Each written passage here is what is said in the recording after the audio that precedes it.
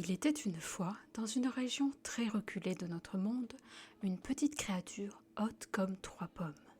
Cet être mystérieux avait le corps recouvert de poils bleu nuit et de grands yeux noisettes encadrés par de longs cils. Jusqu'à ce jour, la petite chose vivait dans une forêt paisible avec d'autres espèces en parfaite harmonie. Pourquoi jusqu'à ce jour, vous demandez-vous? Eh bien, alors qu'elle se reposait dans le creux d'un arbre, de monstrueuses machines sont apparues pour tout raser sur leur chemin, sans se soucier des êtres qui peuplaient alors ce petit coin de paradis. Dans la panique et l'effroi de la situation, notre ami s'est vu séparé des siens, ne sachant même pas s'il y avait des survivants à cette attaque. L'automne s'était bien installé, le vent soufflait fort, la pluie était battante. Ce n'était donc pas la meilleure période pour se retrouver sans un chez-soi. Le cœur lourd et l'âme en peine, la petite créature s'était enfuie à toute allure, évitant de regarder derrière elle. Ce ne fut que lorsqu'elle se retrouva à court de souffle, égratignée par différents branchages qui avaient jonché sa route, sans pour autant l'arrêter dans sa course folle, qu'elle chercha un abri de fortune pour la préserver du mauvais temps. Regardant autour d'elle, elle ne trouva rien de mieux qu'un buisson de mûre. En plus de lui offrir un gîte, cette végétation lui procurait de la nourriture à volonté. Bien que le buisson soit principalement composé de ronces, la petite créature se faufila à travers. Une blessure de plus ou de moins, cela lui était égal. Elle craignait que les machines ne la retrouvent et ne lui fassent du mal. Elle sut dès lors qu'elle passerait le reste de ses jours à se cacher pour sauver sa vie. Après un festin de mûres, la chose s'endormit à plat ventre sur un tapis de mousse qui recouvrait le sol à cet endroit et y passa le reste de la nuit. Non loin de là, 2 créatures en tout point similaires à notre ami se baladaient dans cette partie de la forêt. L'un portait un capuchon bleu et taquinait plus ou moins lourdement celui vêtu d'un capuchon vert. Ce dernier restait impassible face aux agissements de son compagnon de route. De temps à autre, il levait les yeux au ciel, se demandant si un jour le petit bleu finirait par s'assagir.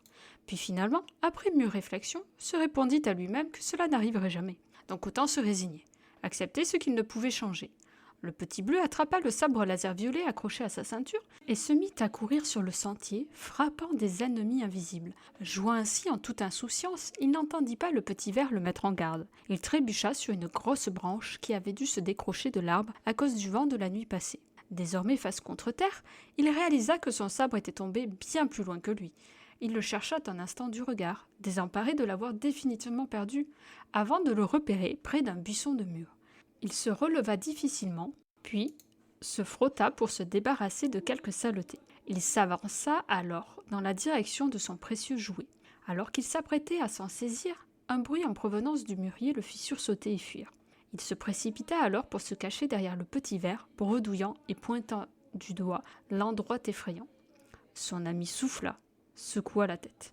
Il ne s'agissait probablement que d'un oiseau venu se repaître. Aussi, il posa son attirail de pêcheur ainsi que le panier de pique-nique qu'il avait amené avec lui pour sa partie de pêche et progressa vers le buisson. Une fois à proximité, il se pencha pour l'inspecter. Son regard croisa celui d'une autre créature qui semblait avoir pris peur en le voyant. Il écarta alors délicatement les ronces avec une brindille qu'il avait ramassée sur le sol et vit la petite chose recroquevillée sur elle-même, terrifiée. Elle ne portait aucun vêtement sur elle. Que lui était-il arrivé ? Constatant la frayeur dans son regard, il retourna auprès du petit bleu, ouvrit le panier de pique-nique et en sortit, sous le regard interloqué de son ami, la petite nappe rouge.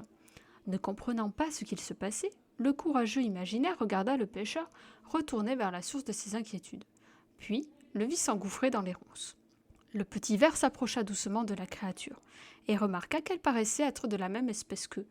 Afin de la rassurer, il retira sa capuche et lui montra son petit minois. Intriguée de reconnaître en l'étranger des traits familiers, la petite chose se détendit légèrement. Elle se saisit du bout de tissu qui lui tendait et s'en recouvrit de la même façon que lui avec son capuchon. Elle le suivit timidement en dehors du buisson. Elle ne se sentait pas en sécurité ainsi à découvert. À quelques pas de là, le petit bleu se cachait à moitié derrière le tronc d'un arbre. Quand son comparse l'appela en lui demandant d'arrêter de faire l'enfant et de venir saluer leur nouvel ami, il s'exécuta avec couardise tout de même. La petite rouge semblait réellement très effrayée et sursautait au moindre bruit avoisinant. Elle recula tout à coup de plusieurs pas, prête à retourner dans son abri. Comprenant alors ce qui lui arrivait, le petit bleu s'empara du seau, du poissonnier, et l'enfila sur la tête de l'inconnu. Le récipient, bien plus grand que la tête de la petite rouge, lui tombait sur les yeux. Elle le releva légèrement, croisa alors le regard attentif des 2 étrangers. Elle rebaissa aussitôt le seau pour y dissimuler son visage, se sentant à nouveau en sécurité. Le petit bleu se mit à rire, amusé de la situation, et courut alors partout. Il venait de se faire une nouvelle amie. Un peu bizarre, mais une amie tout de même. Le pêcheur réfléchit un instant. Il avait prévu d'aller au lac pour ramener du poisson frais. Mais étant donné l'usage qu'avait alors le seau, il n'avait plus rien pour y ranger ses prises. Il proposa alors de reporter cette journée au lendemain et de rentrer à leur maison en compagnie de la petite rouge. Après quelques minutes de traversée, ils arrivèrent tous trois à l'orée de la forêt. La petite rouge se cramponna au capuchon vert en voyant une grande bâtisse de bois se dresser devant eux. L'insouciant se mit à trottiner en direction d'une fissure dans l'un des murs. Il fit signe à sa nouvelle amie de le suivre. Elle obtempéra et s'engouffra à son tour dans le trou.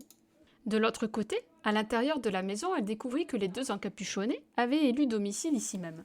De grands cartons étaient disposés sur le sol et contenaient divers éléments contribuant à leur confort. Conscient que la petite rouge ne pouvait pas dormir à même le plancher, le petit vert partit chercher un carton qu'il traîna jusqu'à côté du sien, dans une pièce voisine. La nouvelle venue regarda tour à tour son carton et ceux de ses deux amis et décida d'y retourner afin de pouvoir s'y cacher. N'ayant aucune source de lumière, elle fit un petit trou sur l'un des côtés dans le but de pouvoir garder un œil sur l'extérieur.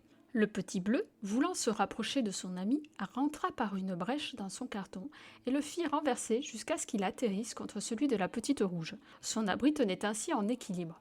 Heureusement, le matériau était suffisamment solide pour ne pas que l'insouciant ne passe à travers et ne se blesse dans sa chute. Alors qu'il secouait la tête face à la nouvelle idée saugrenue de son comparse, le petit vert entendit un gargouillis. L'estomac de la petite rouge criait famine. La créature bienveillante se rendit dans son coin cuisine afin d'aller y chercher de quoi apaiser l'appétit de l'affamé. Il trouva dans un de ses rangements des morceaux de poulet. C'était tout ce qu'il leur restait alors. Il cuisina donc les blancs en sauce avec quelques petits champignons. Attirés par la délicieuse odeur de repas, le petit bleu et les petites rouges arrivèrent pour s'attabler. Enfin, la petite rouge, afin de se préserver de tout mal, s'était trouvé un petit carton à mettre sur sa tête et restait de la sorte à l'abri. Lorsque le repas fut englouti, chacun regagna sa chambrée. La petite rouge se sentait plus rassurée que lorsqu'elle était seule et perdue dans les bois.